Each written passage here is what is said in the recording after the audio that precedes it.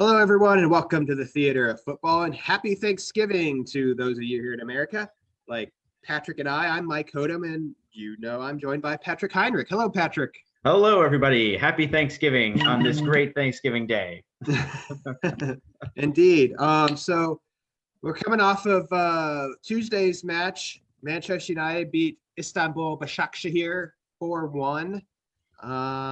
Patrick, what did you take out of this match?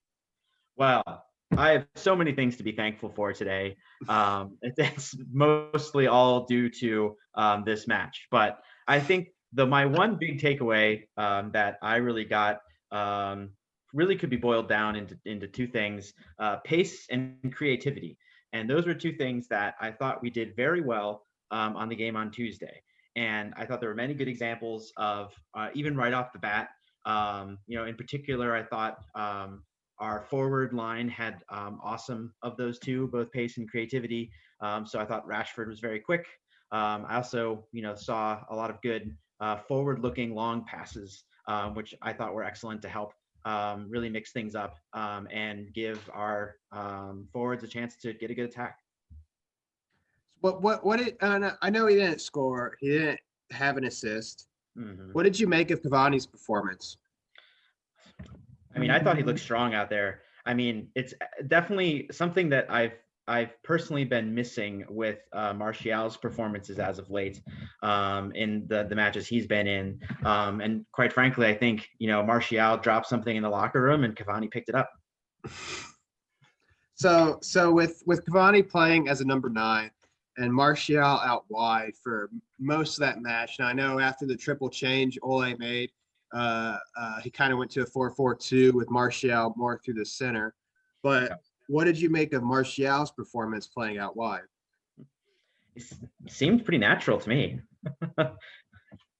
Yeah, I agree. I thought he looked a lot better out there. I thought he looked more comfortable. He didn't do a lot. Yeah. Honestly, but he just looked more natural, like you said. Well, I think it suits him a lot more now, because one thing that I always enjoyed about Martial was his ability to get past several defenders and get into the box. Mm-hmm. And that's what I don't think he's been doing very much lately, or it doesn't seem like he's on his game with his footwork in getting the ball close to the goal. So I thought he seemed more natural in this position out on the left side, because I don't think he's been, running into the box as much. So I think he looked more at home, but that's just based on how he's been playing lately. Yeah, no, you that's a good point. I think him and Rash, in the summer, our two main positions, right? Yeah. That we were pretty much in agreement on this channel that we needed to bolster were center back and right wing. Mm-hmm. I'm not going to talk about center back, but we didn't sign anybody on the right wing. Jadon Sancho was talked about all summer, never got done, obviously. Yep. We signed Edinson Cavani on a free transfer, and I believe this was his first match he started. And I thought he was excellent. He didn't score, he didn't assist, but he linked play up both in counterattacks and when we were had possession of the ball, had them pinned back. Yep. He was still able to link play up. He was able to get free from defenders when he needed to. He was able to draw multiple defenders to himself and free up a player like Rashford when he needed to. So I feel like this match was Ole's last stand, if you will. Much was said about the summer transfer window on this channel, many outlets, more, well-known outlets about our transfer window, our, flirting with Jadon Sancho, failed attempts there, our lack of recruiting a center back. But we got 3 players in the transfer window who we all thought could play now. And they didn't. I don't feel like they just add depth. I feel like they strengthened our 11. And we added Alex Telles, who I didn't think had the best game the other night against and then the Champions League against Istanbul. But I feel like he's an improvement on Luke Shaw. He's got a very good left foot. Then you look at Cavani, and I'm not going to bash Martial. I just don't think he's a number 9 at the end of the day. I think he's much better suited playing out on the wing. He looks more comfortable out there. He likes to run at defenders, and you get to do that out there. It's difficult to do that as a number 9. Yep. And I think Van de Beek, who's been, the elephant in the room, he hasn't started a Premier League match yet. He came in and played basically the Paul Pogba position. And Patrick, there's a moment in that first half where Başakşehir was on the attack. Ball broke to Donny. He was about 10 yards outside of our own box. He was facing our goal, and there was no pressure behind him. But he was not to know that. Now, a player could have given him a shout like time or turn, whatever. But at the end of the day, he doesn't know what's behind him.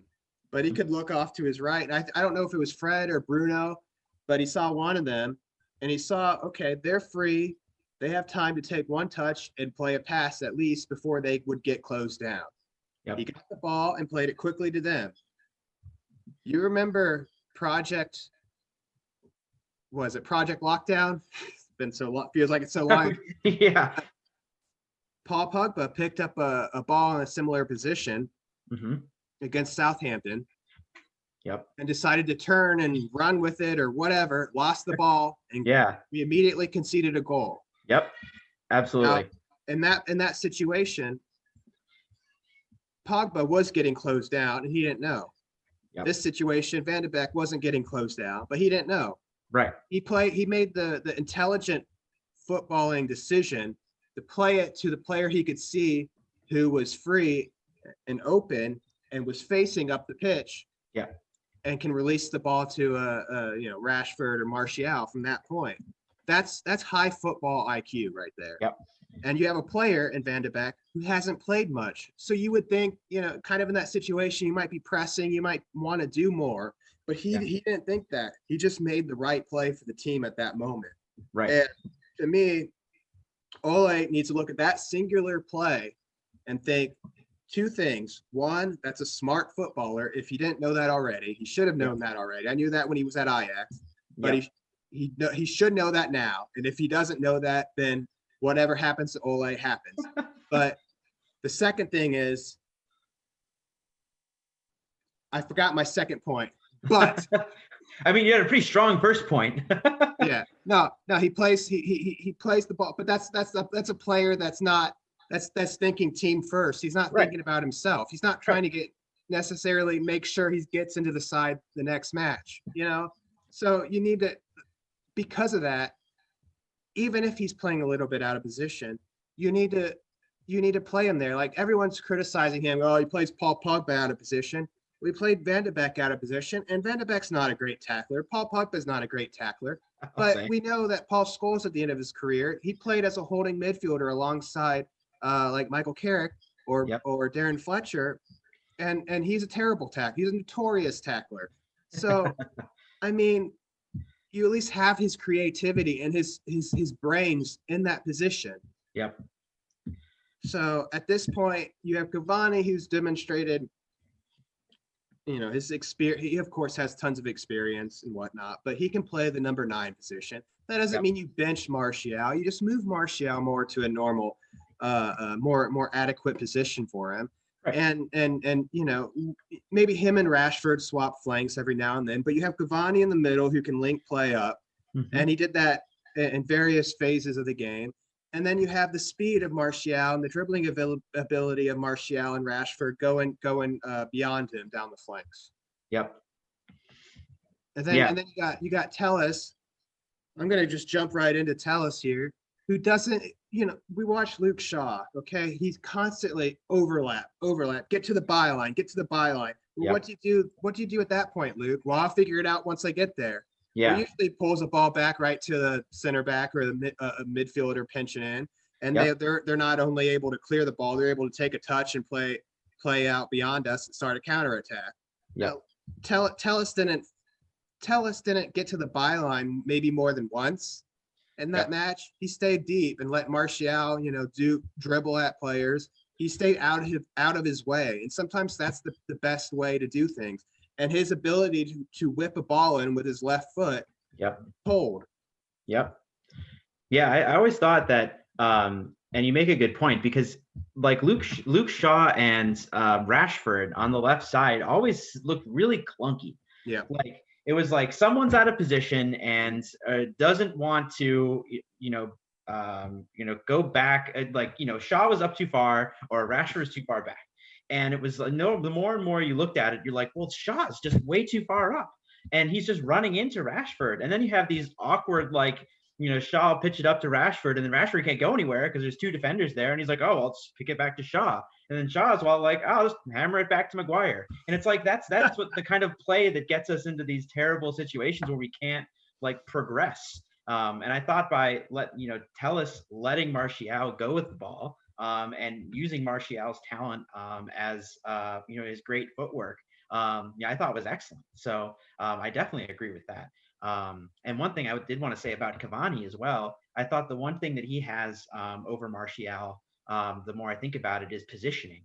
And I always feel like his positioning is so spot on. And even the very first goal, when Fernandes hit in that first goal, and Cavani was right up there, right in goal, but just perfectly positioned to block kind of the eye of the defender and the keeper, so that it could whiz past them and Fernandes could hammer it in for a goal. I thought that was perfect. So, and then everything you said about Donny van de Beek, I completely agree with as well. I think this is a good experiment in ways that we can be more creative with the players that we have. And, it doesn't necessarily mean that, I wouldn't say necessarily that Van de Beek has replaced Pogba by any means. I think there's a type of game that I think Pogba would excel at. But I think in this particular game, I think it was the right call. I mean, I know he wasn't available, but I think it was the right call. I kind of disagree with you on Pogba. Yeah. I think Pogba is done. Really? Yeah. I've had enough. I don't know if Ole's had enough. We'll see. Yeah. He should have had enough.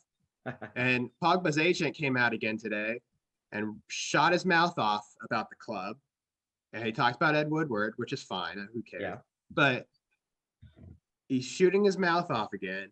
And I've had it. I've absolutely had it.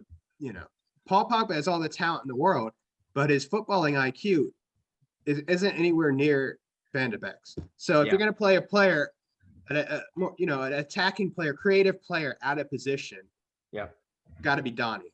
Yeah, got to be Donny. Sure. And I don't think you can play Fred and McTominay together and those holding roles when we play, really strong teams in the league or, in the Champions League, and that's fine. Or you can put, mix Matic in, whatever. Yeah. But I think if he's going to go with this type of formation, which it's his favorite one. Pretty committed to. 4-2-3-1. If you're going to play teams that are beneath you, no offense to Başakşehir here, but you got to have some type of creative force in that twosome and that pivot. And Donny provides that. It might not be his favorite position, but that's how you're going to get him on the pitch. Yeah. And you can look at it like, okay, Donny, first 30 minutes you're here, and maybe the last 15 of the first half, you and Bruno can kind of switch out because we've seen Bruno, especially in recent weeks, drop deep to get involved. So I could see that happening too. But I feel like when you play lesser teams, you can play that 2-man holding pivot, but you need some type of creative force because I don't think Matic and Fred and McTominay are creative enough to do that. And they're not really. I mean, I talked about Donny's might not be the greatest tackler. I compared him to Scholes playing there, but I don't think Fred or McTominay or Matic are great, tacklers. They're not Wan-Bissaka or N'Golo Kante down at Chelsea. You know, they're Yeah. not great ball winners in that sense. I think Right. Fred does a great job of getting in the passing lanes, Yeah. but and his work rate's fantastic, as is McTominay's usually. So, but I think you just need that creativity from deep, but you need a disciplined player, and Pogba doesn't provide that. And I think it's time. I think it's time. Probably not in January, but come summertime, that he goes on his way. Yeah, I think that's fair. Yeah, I feel like, to me, that there's I really want there to be or like, I don't know, to me, I still kind of see a role for him. And maybe it's because, and granted, he has given the ball away a lot easier than he has ever had done in the past. But I kind of want him to be that kind of strong thug in the midfield. Like, we've seen him be in the past, and I don't know. That's kind of what I wanted him to be around as, but admittedly, he hasn't really been doing a good job even at that. Yeah, I don't. I appreciate your optimism, and I do hope you're right, because I have a feeling once Pogba's fully fit, he's going to try and reintroduce him, whatnot. But I just think that's the wrong move. I think, Jeremy and I talked after the Everton match before the international break that we won 3-1, that Ole named the starting 11 that he trusted most, and it didn't include Pogba. Yep. And I just feel like he needs to add Tellus. He's kind of forced to add Tellus, let's be honest, because I think Shaw's going to be out for what? I think I heard 6 weeks now. Yeah. Another 6 weeks. It's never, whenever he gets injured in the early preliminary, whatever the early prognosis is of his injury, it's always longer than initially presented. But we'll probably be lucky to have him back before the start of the new year. Yeah. But so he's forced with Tellus, and that's fine. That's good.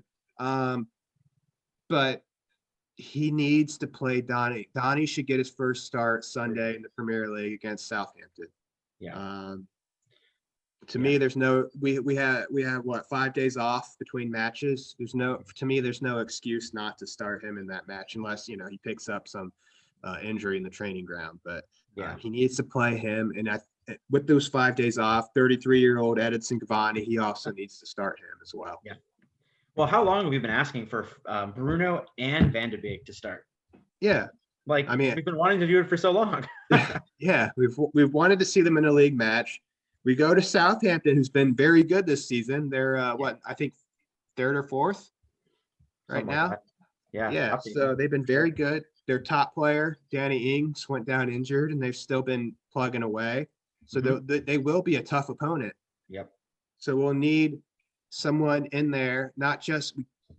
I mean, he can start Fred and McTominay, or Fred and Modic, or Modic and McTominay. That's fine to a point, but at some point you're gonna need that added creativity. Yep. Yeah, for sure. So it's gonna be that's gonna be an interesting game to watch, to see how Ole has bred what he saw in that match in the Champions League, and how he names his team sheet for Sunday. Because, like I said, I think with our endless cycle of inconsistency, and 2 weeks we look like we're the best team in the world, and then the next 2 weeks we look like complete garbage. I think he needs to trust these 3 players that ultimately the board did get him. Yeah. Sure.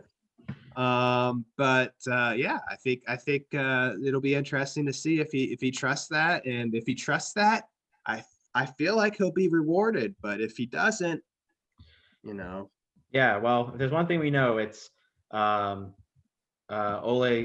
not leading forward with his good foot, and then for Premier League matches falling back onto his other foot. Yeah. And then that just throws everything off balance. Yeah. And we know, like,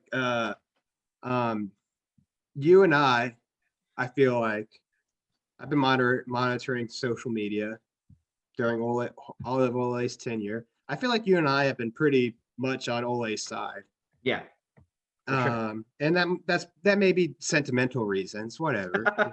We're human. Absolutely. But at the same time, I know Jeremy's going to be watching this video, and he's not quite in our corner as far as Ole goes, and he's gonna be thinking something else. Well, I've got to give means of doubt commensurate with years of service. So that's my philosophy to it. That's fair enough. Yeah. But the curtain is now closing on the theater of football. Thank you Yep. all for watching. Please let us know your thoughts on Twitter at Theater of Football. And I want to thank Patrick for joining me on this holiday here in America and taking time out of his family schedule there. And for Patrick, I'm Mike. Thank you for watching. Cheers, everyone. Oh, hello. Thank you for watching the Theater of Football. If you think Mike got it wrong yet again, please leave your thoughts in the comment section below.